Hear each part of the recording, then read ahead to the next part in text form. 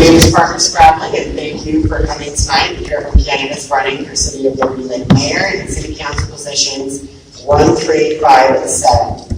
We are grateful to the administrators at Selkirk Middle School for so generously allowing us to host the debate in their gymnasium. The questions being asked of the candidates tonight came from youth and focus on some of the challenges that face our community.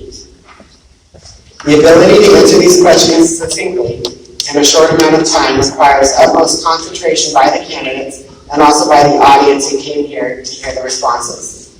So we ask that you please do not demonstrate your support or opposition to any of these candidates until they have given their closing statements. At that time, you may applaud. Immediately following the debate, you may participate in our mock election by casting your ballot in the area set up with candidates' tables right over there. Thank you to Spokane County Auditor Vicki Dalton and her team for providing ballots and the tabulators that will determine the outcome of the vote. We will also provide refreshments if you'd like to spend a few minutes speaking with the candidates after the debate. To begin, I'd like to introduce the moderators, Chase Youth Commissioners IVP and Maggie Rosenberg.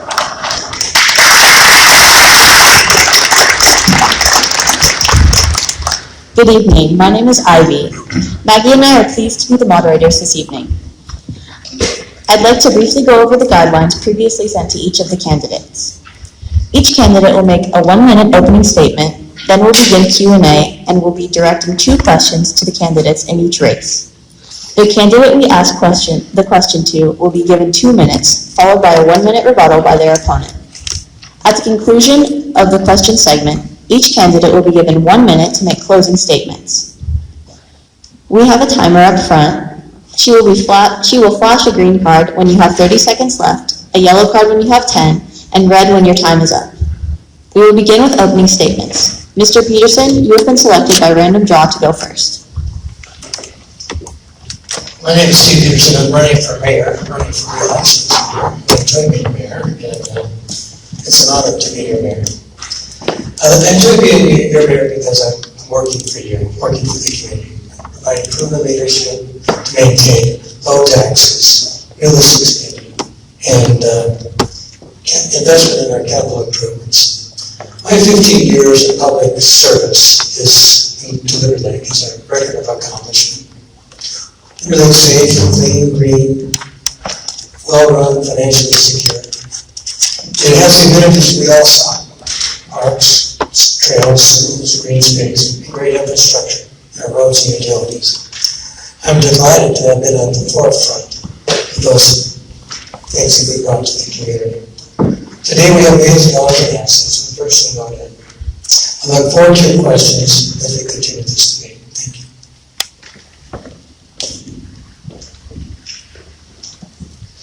My name is Jim Rittner. I am running for mayor of Liberty Lake.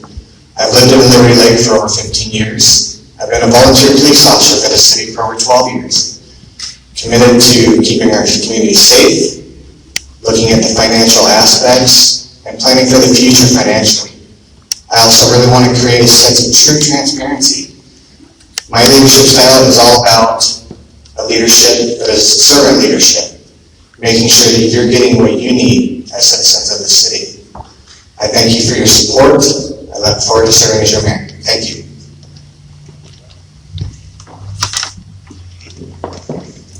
Hi, my name is Annie Kurtz, and I am running for position 5 on the Liberty Lake City Council. I have lived in Liberty Lake for the last 8 years with my family.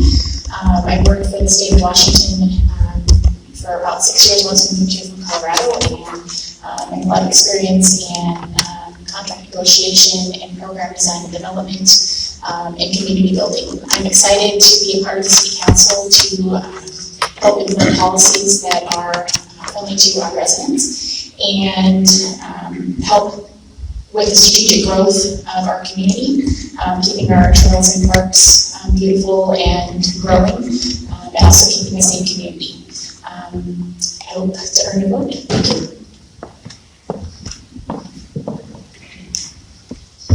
Thank you, folks. I'm Bob Moore, and I'm running for re-election to Liberty Lake City Council. I've been on the City Council since June of 2014, when I was appointed over 5 other candidates running for council at that time. And prior to that, I served on the City Planning Commission. I was chairman of the Liberty Lake City Planning Commission for 4 years. We moved here in 2009 to be closer to family, and I'm glad that we did. It's been a great opportunity to see our grandson grow up and become a responsible young man. It's a pleasure to be here this evening, and I'm glad that you all can be here too. Thank you very much.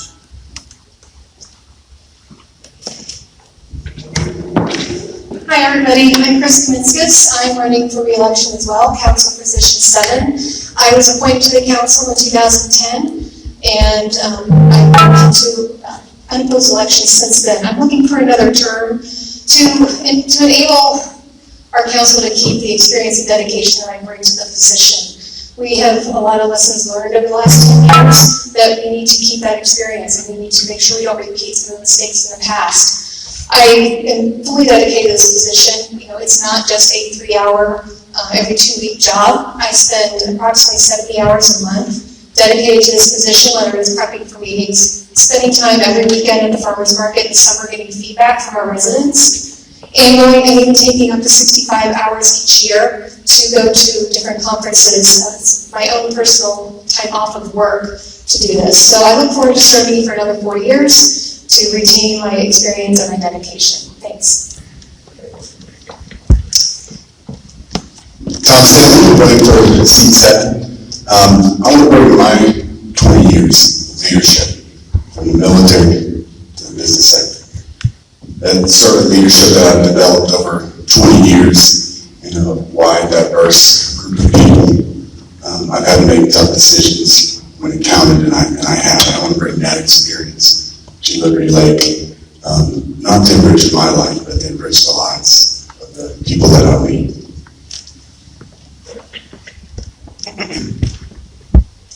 Hi, I'm Holly Woodruff, and I'm running for Liberty Lake City Council position 3.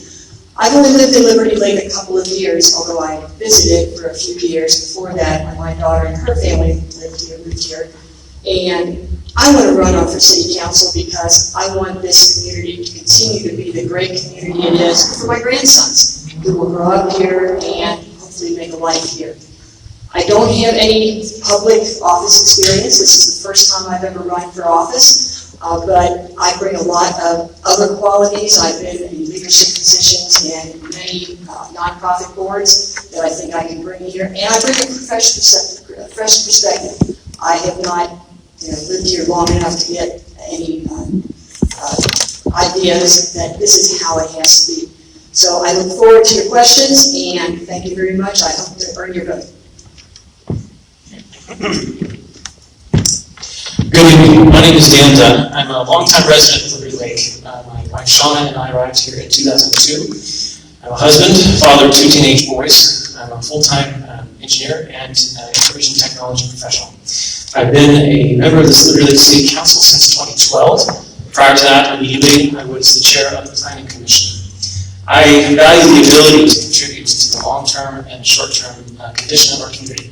As a long-time resident, and I'd say someone trying to think of how this will be not for just myself, but those who will move here tomorrow and next week, what our community is, and to continue to provide for it what it has been for me. I'm grateful for consideration and look forward to your questions. Hello. Sorry. My name is Phil Taylor. I'm running for Liberty Lake Council position number 1. Like I said, I've been living here in Liberty Lake since '99. I'm a 21-year retired veteran from the Army Guard. I've been president twice of the Spokane Home Builders Association. I've held state positions in Olympia for the Home Builders Association. Just decided it was time to stop traveling statewide and do something closer to home for the benefit of our city. So I have a strong construction background. I'm a home builder, built throughout the area. I'm looking to bring my experience in construction and handling funds and monies for infrastructure improvements and maintenance. So I look forward to serving you as city council member, and really appreciate your vote. Thank you. Hi everyone, and thank you to the Selkirks students and the hostess, along with Splash and everyone here. I appreciate and value you. I have not been here 20 years, 25 years, 6 years. I've been here 4 years in February. And when I moved here, I came because my family was already planted in the Liberty Lake region. And I thought, I think I'm the only one missing. So I decided I needed to come home where the rest of the folks were. I appreciate and value each of you. I am from California, but this is not California, and I don't plan to leave it as if it were California. We have our own views, our own opinions, our own wants and desires. This city is strong, and I am a capable leader, a U.S. veteran, a mother, a grandmother, and I would be happy and honored to receive your vote should you want to lend it to me in November. Thank you very much.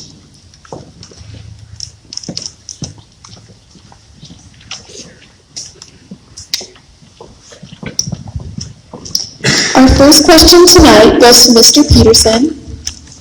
Within the past few years, cities big and small have suffered ransomware attacks that have affected millions of citizens' information. How would you make certain that Liberty Lake is prepared and safe from such an event?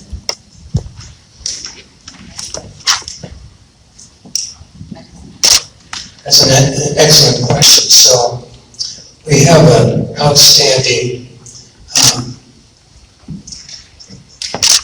Microsoft executive in our midst, in Liberty Lake, and we're working with him to bring just that issue to our servers. We're protected somewhat by the cloud and all the other software that protects the cities. But again, we need to have a complete, robust integration of all of our servers, our cameras, and our data collected through an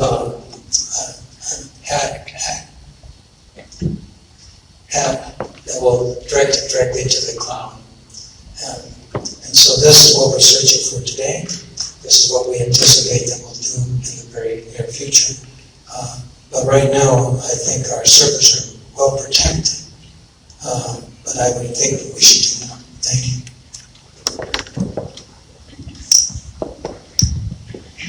Mr. Berkner, same question. You have 1 minute. To me, a lot of this is about public safety. When you think about public safety, it's not just about police officers out on the streets anymore. It's about protecting our community from this internet standpoint, protecting your information, protecting the city's information. And this is something that I focus on a lot. I'm the National Director of Operations for a lab. We have 6 labs throughout the U.S. So protecting medical information is vital, and working with leading experts. We have a good system in place. I would agree with Mr. Peterson on that. But we need to make it better and continue to grow as our technology grows and making sure that everything's secure. So it's going to be about reaching out to the best of the best, making sure that we have the best system in place. Thank you. Mr. Berkner, same question to you, or new question to you. With the population of Liberty Lake projected to grow by 3.4% annually, how do you make sure the city has the proper infrastructure to handle the expected growth? That's a good question. Thank you. So when we look at infrastructure, we look at making sure that people can get from one place to another. It's making sure that we're providing all the services needed. And we've done well. And we've done well because the community's been growing, and financially we've been able to do so. One of the concerns I have and look at is our financial situation. Financially, we're doing pretty good. But when we hit full grow-out, if we're not planning for the future, being proactive in our thought process, we could run into some challenges.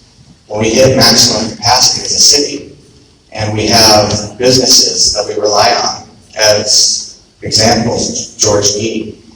and the RV dealerships, the bulk of our sales tax comes from those. We love having the small businesses, but that covers about 10 to 15% of the taxes that come into our city.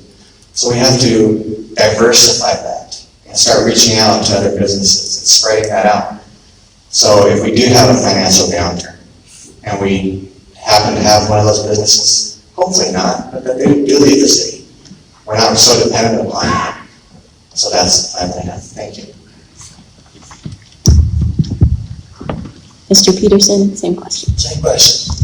So, infrastructure.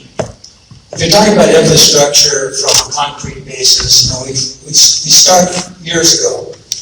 And from a standpoint of 2006, we started planning for every road because we want to connect the north and south. We want to make sure our roads are good. So we plan for putting money into that. We plan for the financial aspects of making sure that the roads are smooth, overlaid in a timely fashion. We know that we're going to grow up. We know that our goal is 18,000 people. But financially, this community is well set. And we have $12 million in the left fund over here. We have $6 million in our regular general fund. And we have $1.5 million in the reserve fund. And we have a good, constant growing fund that comes in from property tax sales and so forth. You always want to diversify. You always want to grow your businesses and seek new employers. But that's the basis for the long term. Thank you.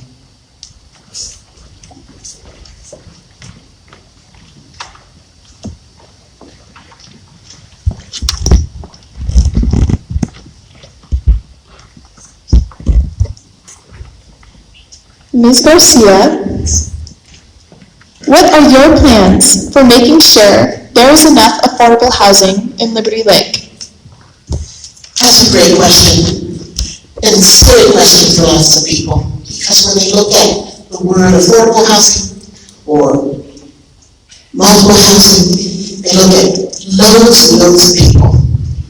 The mayor just said that we're going to grow 18,000 more people, but that's not 8,000 more rooftops. That's people and families. That's about all of us and our friends and myself who came to this region. I was another one of those people. So when I look at affordable housing, what I'm looking at is to make sure we're all able to live in a community we love, that our seniors can downsize into what may become affordable for them over time, and that those in college can come back to build on the legacy of their parents living in that type of affordable housing prior to becoming the executives that they will be, prior to building their own signature home in Liberty Lake. We need all types of housing for all of us to survive. We've done a great job right now. We have affordable housing already. Making sure we have enough is also determined by our comprehensive plan, derived from our master growth plan, that says we have to have some. So when we're building on what we have been obligated to do. Let's do it in a family way, in a friendly way. I think we'll be safe.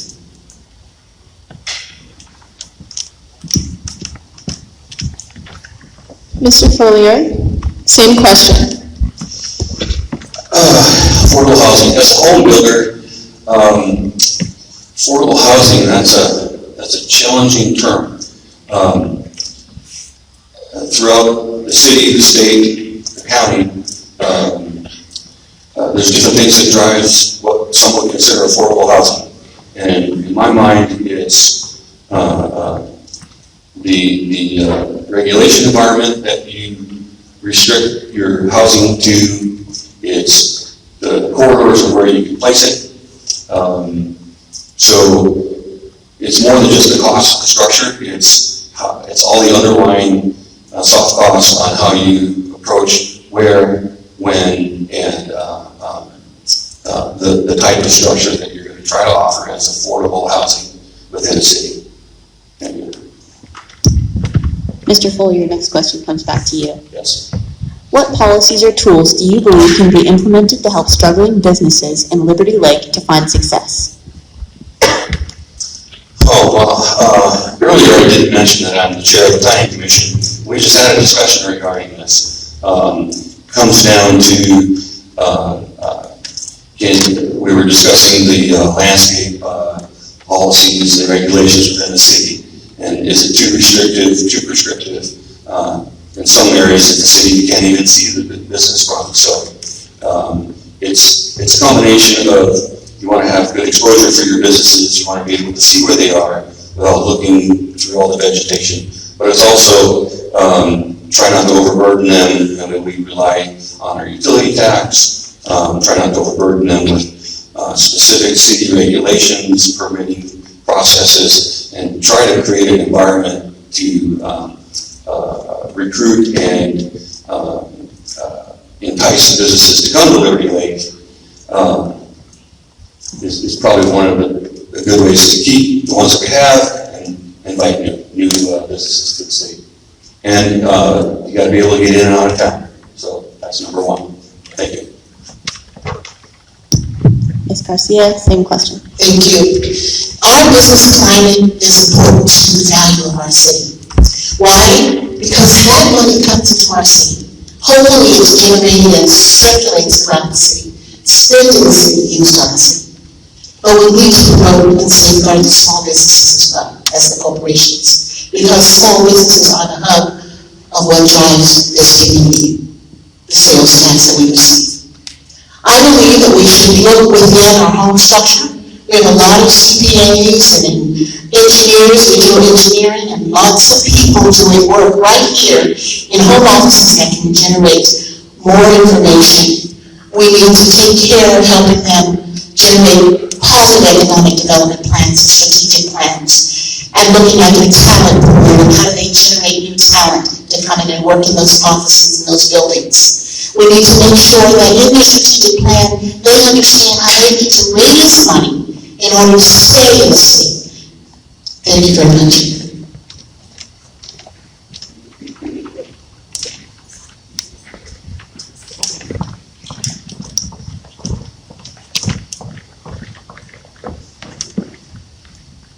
This next question goes to Mr. Dunn. What specifically will you do to increase citizen input and feedback to City Hall and the Council? I believe confidently that in-person and face-to-face interaction is the best way for people to engage, and encouraging and creating opportunities for people to come together. We have those, I'm recognizing in some forms of our City Council. We have them also throughout community events that happen throughout the year.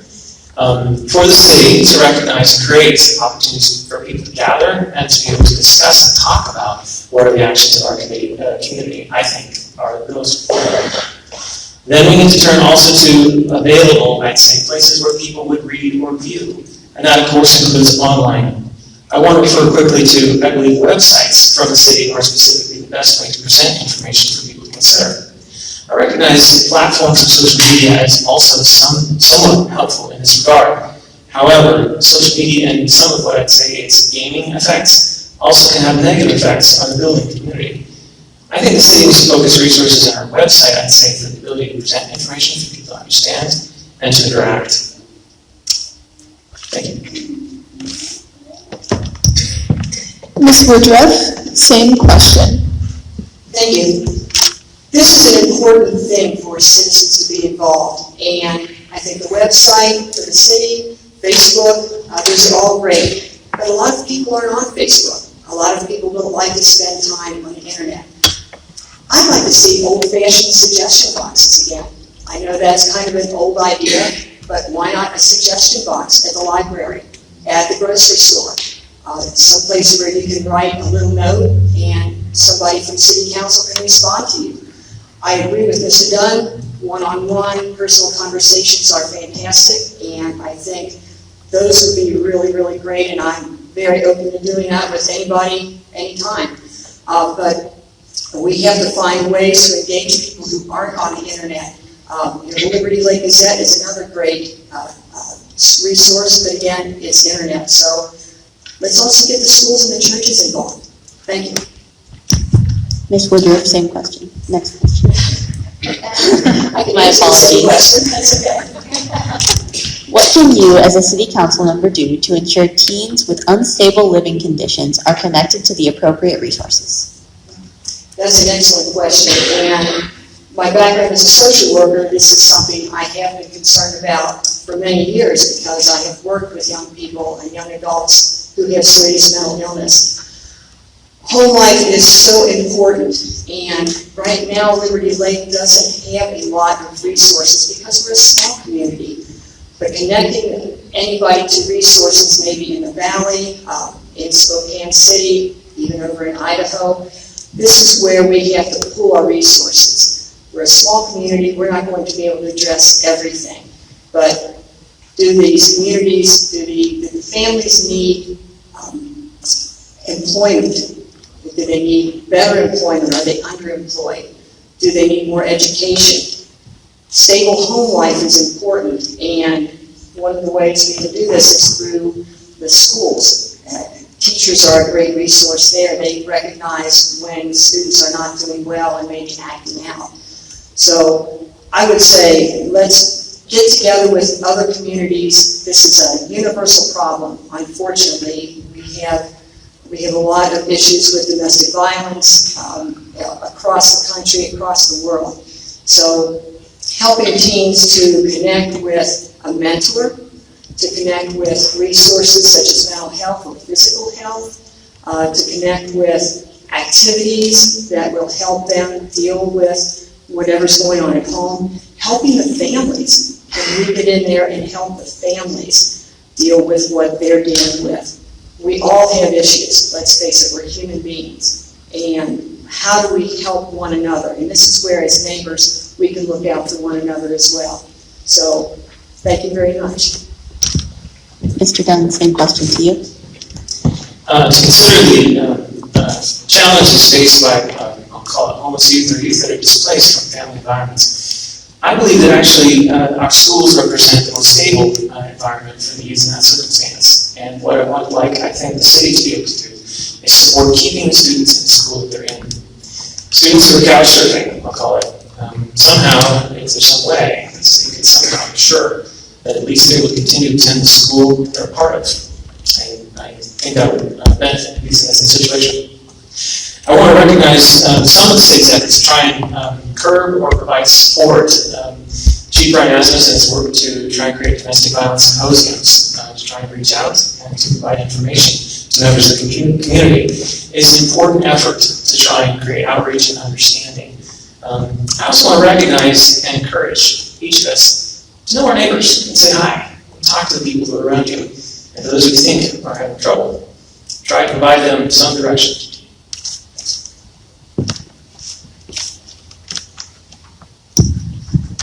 This next question goes to Mr. Moore.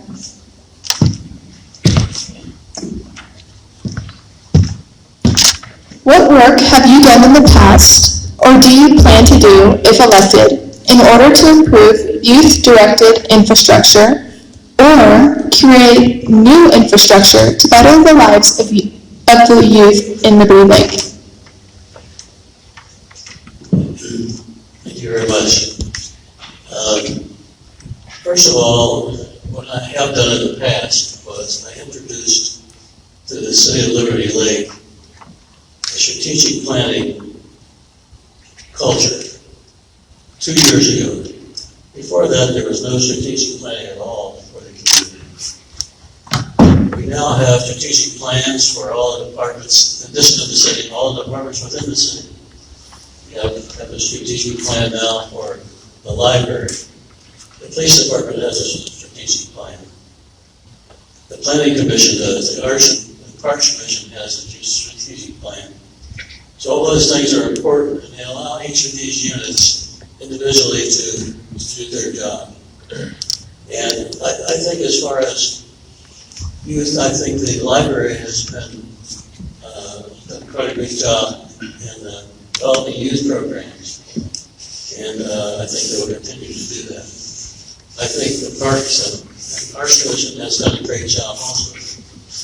And I think that in the budgeting process, I think we have to provide for more and more programs for not only the youth, but also the seniors. I've been an advocate for a senior center for a long time.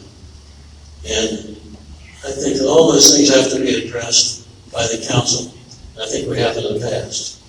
Thank you very much. Ms. Kurtz, same question. I was a social worker for a long time too, and I think that working with youth is something that I feel comfortable with. But I think it's very important to understand what the youth want in our community and what they will actually engage in. I can come up with all the ideas about what might engage them or what they might be interested in, but if we don't have their input, we're not going to hit the mark with what they might want to do in the community and how we can build that. So I think engaging youth in figuring out what they want to do, sort of a needs assessment of what would interest them, how they want to contribute to the community, to their own community, and then taking that forward and working with some of our community resources like the Hub and other resources in the county as well. I think there's ways for us to partner not only with the teens and youth here in our community, but with teens and youth in the Valley and building on some of the strengths that are available through some of our local programs, but also some of the national ones as well. Ms. Kurtz, public parks are typically designed with young children in mind, and teens living in Liberty Lake have commented that there are very few activities available to them. What plans do you have to integrate features appealing to teens that will make them feel welcome? Kind of similar to the last question, I guess my answer.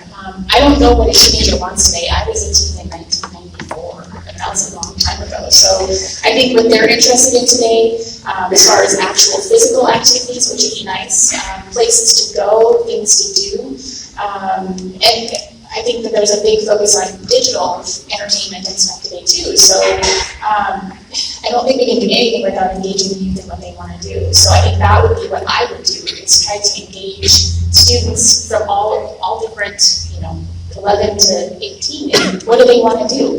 And then build, kind of like what Bob said, a strategic plan around that. I think we can put those things in the budget if it's a priority for our city to have things for the youth to do as well. And if all of our parks are more My Kid type friendly, we do need to do something for the entirety of, kids go all the way to 18, so we need to be ready for that as well. Mr. Moore, same question. I know what my grandson likes to do. He likes to go out with his girlfriend. Other programs, that might be available to them. Different kids like different things. There are a lot of, I think, church-related programs that kids should get involved in. I think they're very character-forming. Young Life is a good example of that. I'm not sure exactly what appeals to all of the young people. Yes, I think that we have a lot of opportunities in this area for young people to do things in winter sports, like skiing, ice skating, and things like that. I think it might be a good idea to do something in one of our parks, to have something like a skating rink. I propose that we look into that in the past. And I think those kind of activities, I think, would appeal to people of all ages. One of the other things we've talked about from time to time is having a putt-putt golf course within the city, which we don't have. I think that's something that all families can participate in, including the teenagers. Thank you very much. Ms. Kaminskas, teen vaping is an epidemic. Within a 5-year period, vaping use among high schoolers jumped 900% nationally. What can you do in your role as a city council member to raise awareness of the dangers and serious health risks to teens? Yeah, big topic obviously lately with the governor banning the flavored vape products. I don't vape, so I'm not very well versed in what's out there. But this is definitely an area where the city needs to partner really closely with organizations like obviously the schools, the Spokane Regional Health District, to get the word out.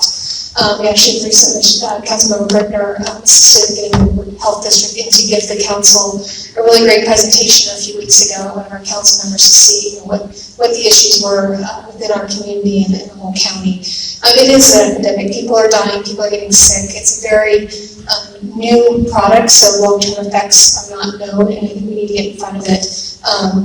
Get the parents involved. I know for me, that's where I got most of my guidance, and I think my parents profusely for that. So the more we engage our parents, the more we engage the school district to get the word out there, have community meetings.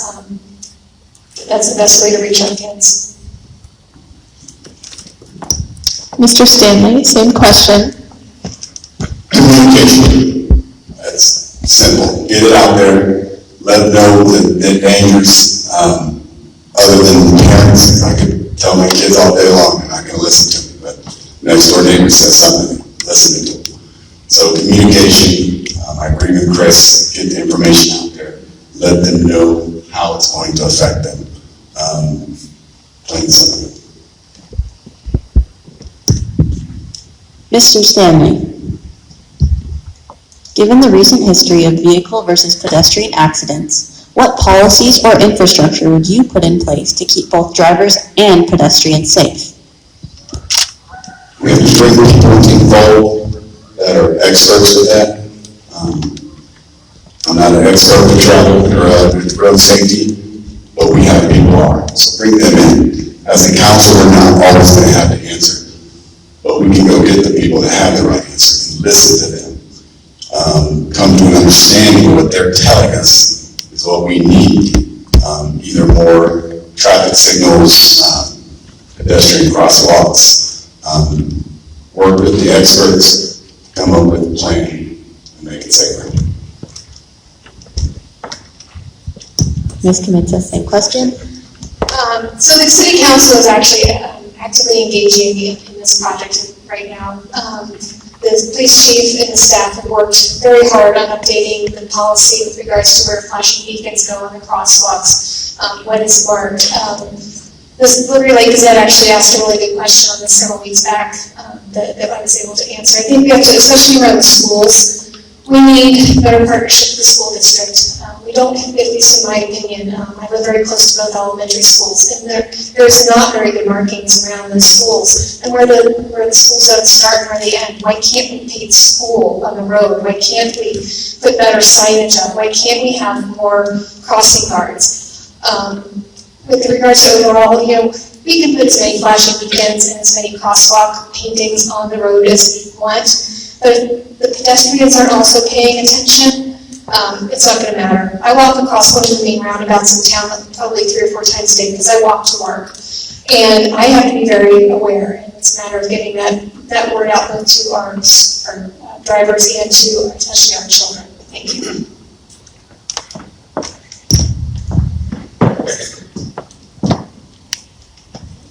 We now each have 1 minute for closing statements. Mr. Peterson, we'll begin with you.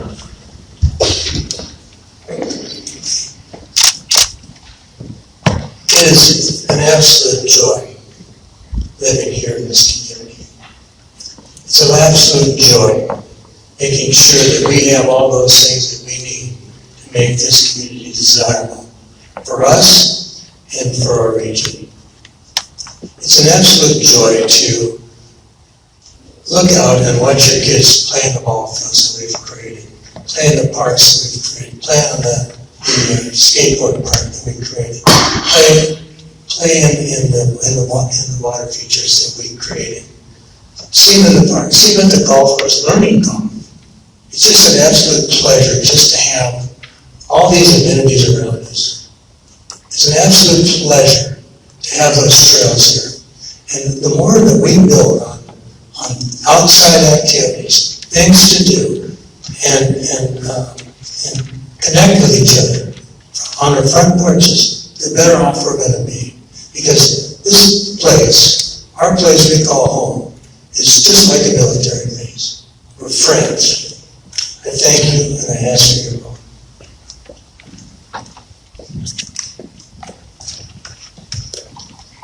I'm vested in this community. I've got 3 children that have all gone to school all the way through. She's going to kill me, but one of them is my daughter, sitting in the audience. She goes to this very school. I have a grandchild who in about 5 days who will be living in this community. I'd like to find solutions for our youth, for our families, and for our seniors. When I hear of problems, I find solutions. When I moved here to Liberty Lake, there was no Liberty Lake baseball. So I started it up. When I started going to the churches out here, there was no grief share for people that have lost loved ones. So I started it up. I started up working with the opioid task force to stop the opioid epidemic, to work with mental health programs, to drop the stigma for people that have mental health issues, and to find solutions for you and to hear you and let your voice be heard. For me, it's about the community, and that's where my heart's at. This isn't about me, this is about we, and I intend to keep it that way. Thank you.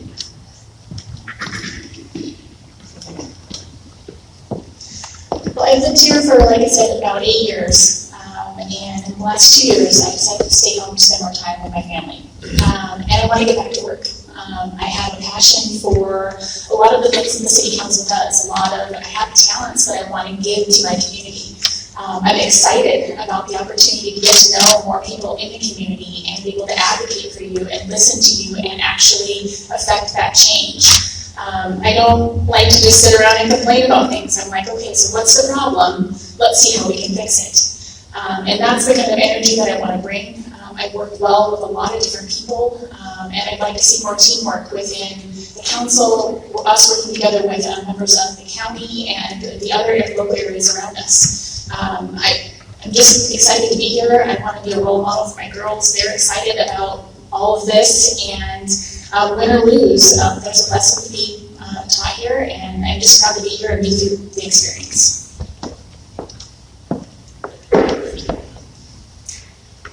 Thank you very much.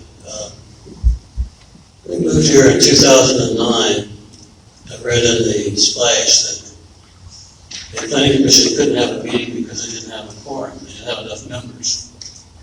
So I volunteered in my application in, and I was appointed to the planning commission. And I served as chairman of the planning commission for 4 years. In 2014, I was elected to city council over 5 other candidates, and I've served there since 2014. In my time, I've hired a lot of people in my job as a CEO, CFO, COO of large and private corporations. This is really like a job interview. You know, recently I heard where Seattle Seahawks hired Luke Wilson back as a tight end. And he was described in the media as a plug-and-play player. You do all the plays, you do the players, you can go in and be immediately productive. I propose that I'm the plug-and-play candidate. I'm going to be immediately productive in this position. Appreciate your vote. Thank you very much.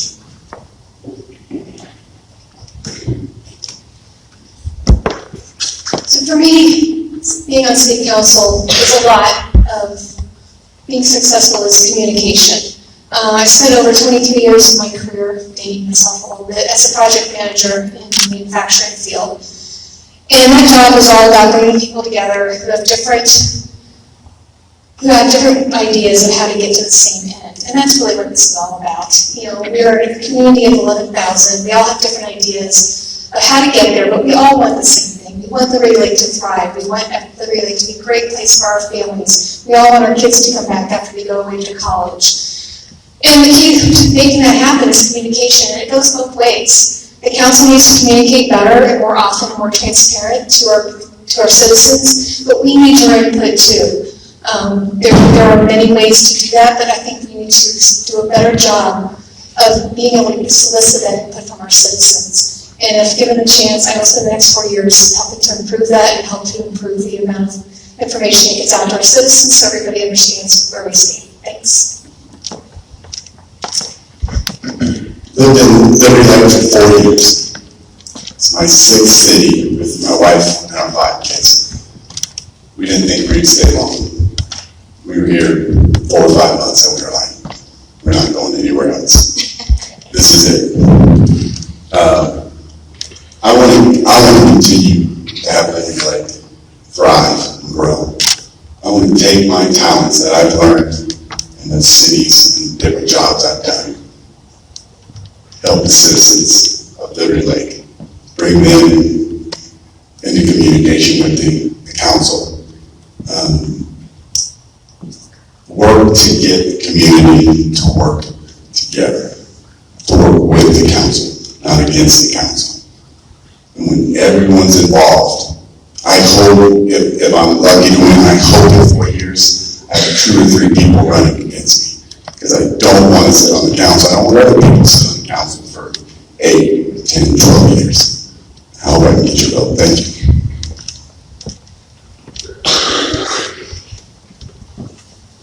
I love Liberty Lake, and I want to help it and help you have the best community possible. I'm a social worker. I see the big picture. I look holistically. I want to look at every little piece and see how it affects each person, each family, each neighborhood, each business, and our city. I pledge to you to educate myself through the Association of Washington Cities, because I am new to city government. And if I'm elected, I want to be the best city council member I possibly can. I pledge to listen to you, listen to your concerns, meet with you, talk with you on the phone, whatever works for you. I love this city. It's the best place I've ever lived. Like Tom, I've lived a lot of different places, and I want to serve you the best I possibly can. Thank you. I want to say a word of thanks to the staff and the principal of Selkirk Middle School and Liberty Lake Splash for the arrangement tonight. It's a great opportunity for us as candidates to be able to explain what we believe is our positions. I want to identify also what I think is part of the role as a city council member, and that's to partner and collaborate with our adjacent, both public and private agencies. I'll refer to my obligation, I'll call it, to be able to say I can recognize and engage with the policymakers in the city of Spokane Valley, our Spokane County Commissioners, our Commissioners of the Liberty Lake Sewer and Water District, and Central Valley School District. I think it's an important role. I recognize that high-level partnerships are built on low-level relationships, and for me to be able to engage and speak with those people, to me, is an important part of accomplishing our collective objective. Thank you. Again, my name is Bill Follier. Everybody's driven by different things in life. We're all good at what we do. I just feel that my background in the military, in construction, on the planning commission, I want to bring that back for the benefit of the residents of the businesses. So a long time ago I heard, if you want to make a difference, get in there and do something about it. So that's why I'm here. Are you there? Hello? Okay. Sorry. For me, it comes down to I'm a fairly deliberate and direct decision maker. Take the information you're given, make the best decision you possibly can for the benefit of the city, residents, and the businesses. Thank you. I want to thank all of you once again. I've only been here a short while, and I'm not going to be everything to everyone. But I can tell you what I can bring to the table. I'm enthusiastic. I'm able to raise funds. I raised $52 million for a small city of California. I was happy to do that, and I did that in 24 days. Now, will we need that? Maybe. Can I do it? I believe so. I'm a veteran. I'm a meritorious achievement award recipient for heroism. I saved one of my recruits, and if Liberty Lake needs saving, I'll be there to do that too. I'm educated and I'm informed, because the only way to make decisions is to be educated and informed. I am my one voice, and I want to be the one who is allowed to carry your voices to our government when you need it. I ask one thing of you. If you find I fit the qualities that you believe are in a new and motivated decision maker, I hope you will know your vote in November. I'd be honored to have it. Thank you very much.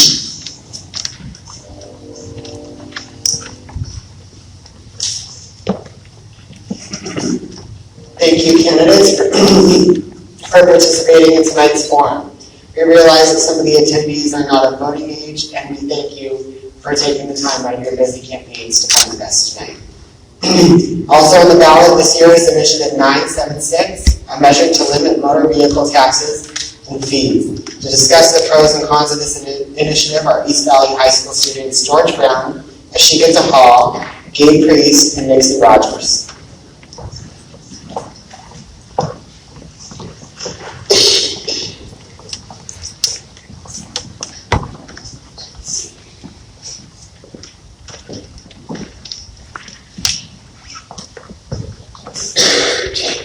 Hi, I'm George Brown, and I'm from East Valley High School. Initiative 976 is being proposed by Tim Arman, and if it's passed, it will limit annual licensing fees for vehicles weighing under $10,000 to $30. $30 car tabs originally passed in November of 1999 with Initiative 695, and over the years, taxes have been added on, and now, in 2019, they're over several $100s. Hi, I'm Ashika Hall. These are the pros of Initiative 976. Passing this initiative would help our citizens save more money, it would lower vehicle taxes and fees, and in the past, a great majority have supported it. The government should also manage the money that they already have efficiently and wisely instead of taxing more on the citizens. Hi, I'm Nixie, And I'm Gabe Priest. and we'll be explaining the cons of this initiative. 40% of road construction projects rely on the car tab fees. This money is used to pay for safer roads, earthquake-resistant bridges, and higher quality transit. Unfortunately, there are no other ways to pay for these expenses since there is no net service to backfill the revenue. Additionally, the entire state would lose a $4.2 billion sum from its transportation budget if this initiative was passed. And on the local scale, every government would lose around $116 million in its funding.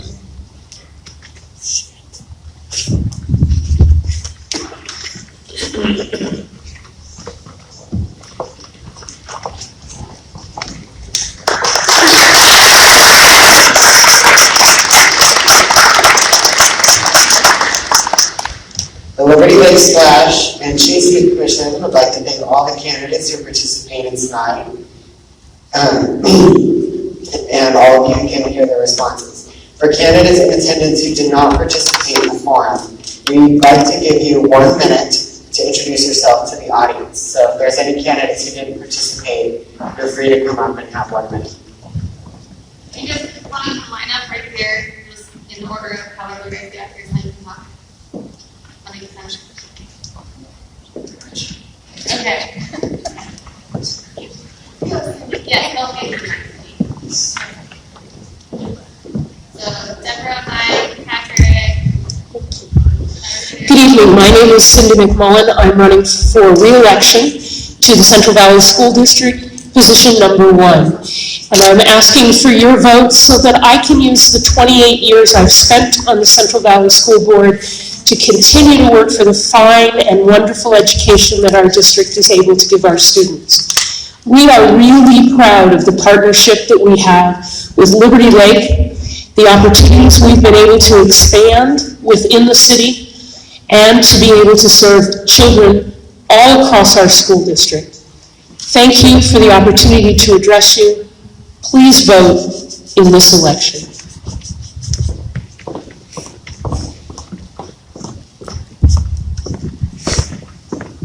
Good evening. My name is Debbie Long, and I'm running for re-election to the Central Valley School Board.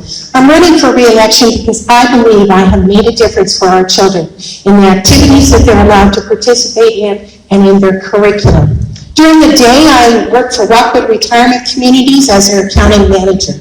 I am not only responsible and accountable for the financials to Rockwood, but I'm accountable to those residents who live with me to make sure that we are fiscally sound.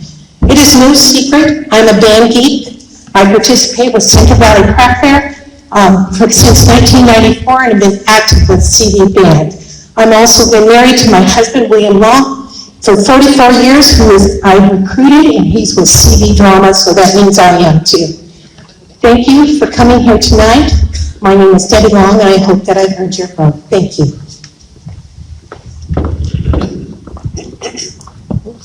Shocking. Hi, my name is Susan Dolan. I've lived in the Central Valley School District since 1985. My children went to CV schools. My grandchildren currently attend CV schools, grades 1 through 12. So I have familiarity with all the grade levels. Also, I taught for 28 years at Central Valley High School. For the first 11 years, I taught U.S. history and American literature. For the next 17 years, I was the high school librarian, the technology coordinator, and the information literacy instructor. I also spent all those years on various committees throughout the district. Curriculum for language arts, history, and even internet safety. I had the opportunity on those committees to work with teachers at every grade level. So when I retired in June of 2018, I said, what can I do to continue serving this community? And I decided, why not throw my hat in here? And my time is up.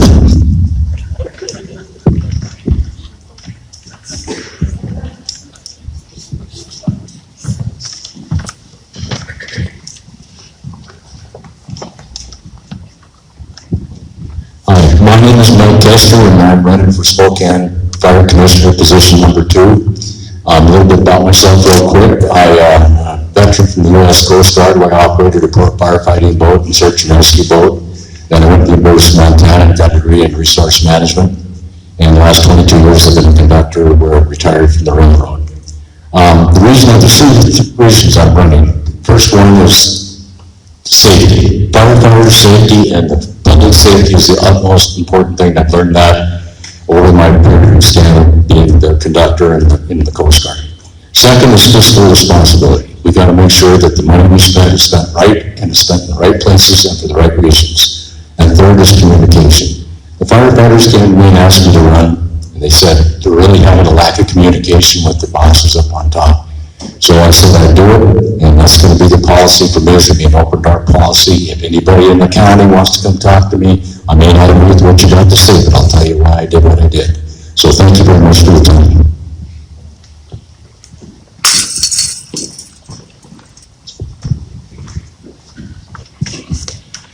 Well, thank you. My name is Patrick Birch, and I am the Position 1 Fire Commissioner for the Spokane Valley Fire Department, and also the Board Chair, and I've had the privilege of holding that position for the last 2 years.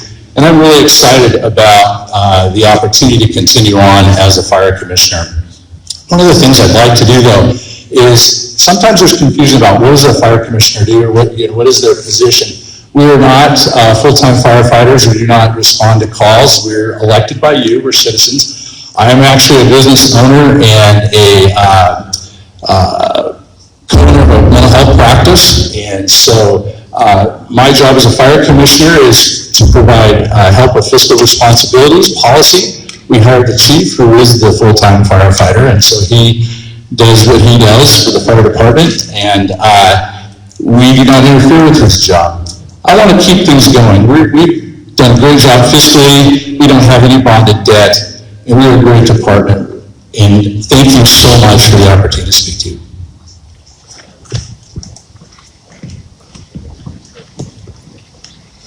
Thank you again to the candidates who participated. We really appreciate it.